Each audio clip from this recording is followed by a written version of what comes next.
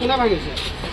এতিয়া BJP rally কৰিছিলে, যি সভাপতি ৰেলী কৰোঁতে ভাঙি থৈ গৈছে। পুলিচ প্ৰটেকশ্যনৰ সম্পূৰ্ণ পুলিচ প্ৰটেকশ্যনৰ মাজত ভাঙি থৈ গৈছে। পুলিচে এক চোকা কাৰণে বাধা দিয়া নাই। CRPF পুলিচ সকলোখিনি মুক্ত গৈছে। এক ছেকেণ্ডৰ কাৰণে তেওঁলোকে আহি এই বেনাৰখন ভঙাত কোনো বাধা দিয়া নাই। আমি গৰিহণা জনাইছোঁ তেওঁলোকক যে এনেকুৱা ধৰণৰ নিকৃষ্ট কাম নকৰি আচলতে ৰাজনীতি নকৰে। ইমান তলৰ পৰ্যায়ৰ ৰাজনীতি আমি কংগ্ৰেছে নকৰোঁ। তেওঁলোকে এইখিনি ৰাজনীতি কৰি আপোনালোকে চাওক।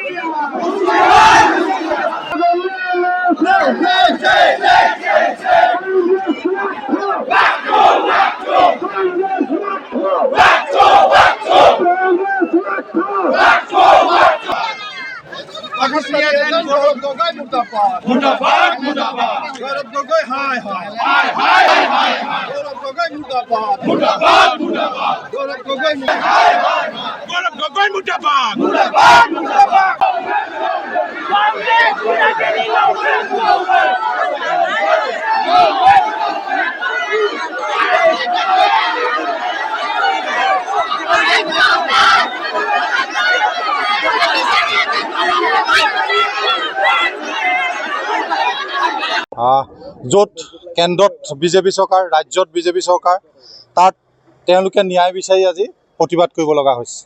গৌৰৱ গগৈ ডাঙৰীয়া যদি প্ৰকৃততে পাকিস্তানী এজেণ্ট, তেওঁলোকে ইমান দিন এখন ডাঙৰ নাটক কৈ আজি বেহাবাৰী আউটপোষ্টৰ নিচিনা অখিল গগৈ ভাষাৰে বেহাবাৰী আউটপোষ্টৰ নিচিনা এটা ধাৰাবাহিক কাহিনী সৃষ্টি কৰি শেষ কৰি পেলালে।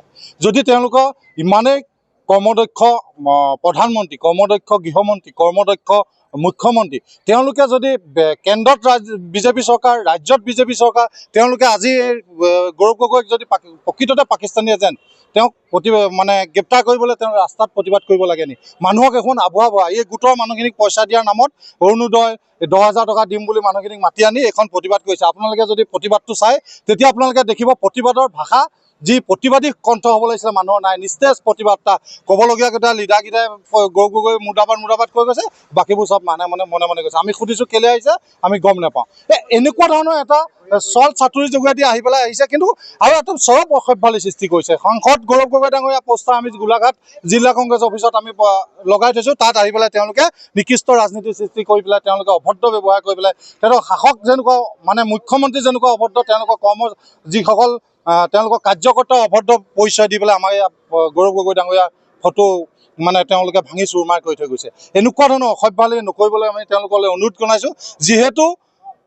যিহেতু মোদী ডাঙৰীয়াইটো পাকিস্তানত বিৰিয়ানী খাবলৈ গৈছিলে, তাৰ ওপৰত কিবা এনকুৱাৰী হৈছে নেকি? আমি তেওঁলোকক প্ৰশ্ন সুধিব খুজিছোঁ। তেওঁলোকে কৰিব লাগিছিলে কোনটো কথাত, যে আজি জুবিন গাৰ্গৰ ন্যায়ৰ লগত তেওঁলোকে প্ৰতিবাদ কৰিছে নেকি? আজিলৈকে জুবিন গাৰ্গৰ যিটো ন্যায় প্ৰতিষ্ঠাৰ কাৰণে যিখিনি আমাৰ সমগ্ৰ অসমবাসীয়ে এটা ঢৌ সৃষ্টি হৈছিলে, সেই ঢৌত তেওঁলোকে বিজেপি কৰণীয় কি আছিলে? তেওঁলোকে বিজেপি জুবিন গাৰ্গক লৈ তেওঁলোকেতো একোটো নকৰিলে। SIT তদন্তৰ জৰিয়তে অসমৰ ৰাইজে গম পাবলৈ সক্ষম হৈছে। আজি গোলাঘাটবাসী ৰাইজ স্বতঃস্ফূৰ্তভাৱে ওলাই আহিছে, সকলোৱে প্ৰতিবাদ সাব্যস্ত কৰিছে।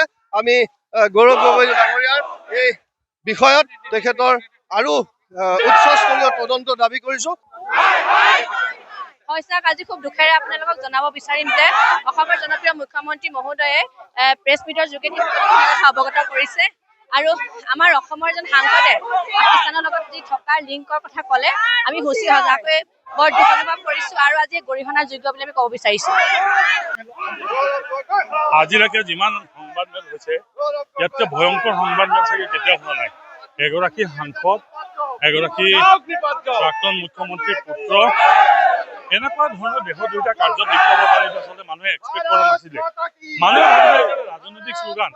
আজি যেতিয়া তথ্য সহকাৰে কথা প্ৰমাণ কৰিছে এই কথা বুজিব লাগিব যে গৌৰৱ গগৈ সঁচাকৈ এই দেহ দুটাৰ কামত জড়িত আছিলে আৰু জড়িত থকাৰ প্ৰমাণ দিছে। গৌৰৱ গগৈ এক ক্লথ বুলি ক'লে নহ'ব, কংগ্ৰেছে ইয়াৰ পৰা হাত সাৰিব নোৱাৰে।